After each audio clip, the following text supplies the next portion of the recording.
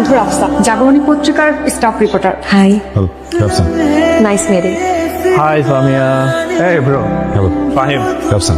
Baby চলো সবার সাথে পরিচয় করিয়ে দিই, আসো। অ্যাটেনশন প্লিজ, আজকের পার্টিটা বেসিক্যালি হচ্ছে Anika pre birthday celebration party. আজকে আমরা আনিকা প্রি বার্থডে সেলিব্রেশনটা এনজয় করব, অনেক চিল করব, পার্টি এনজয় করব আর প্রেম করব। Thank you. You're looking beautiful today.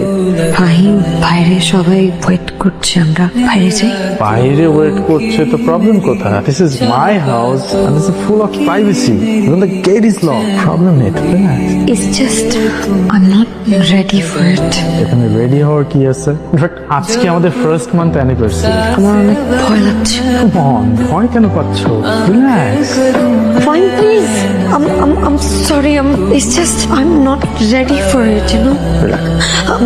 Can you please just give me 2 minutes, please? Sure. Thank you.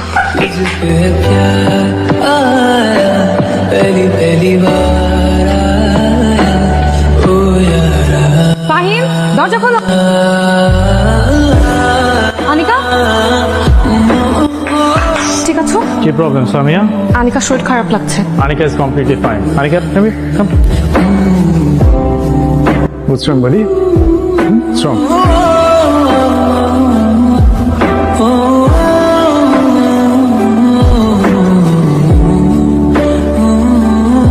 Rafsan, তুই গাড়ি চালাতে পারিস না? চাবি দে। দোস্ত, সরি। সরি বলে কি আছে? যেমন বিপদে পড়ছে তুই হেল্প করবি, আমি হেল্প করলাম। ওকে, সমস্যা নেই। তোকে আরেকটু কষ্ট দিব। আবার কি?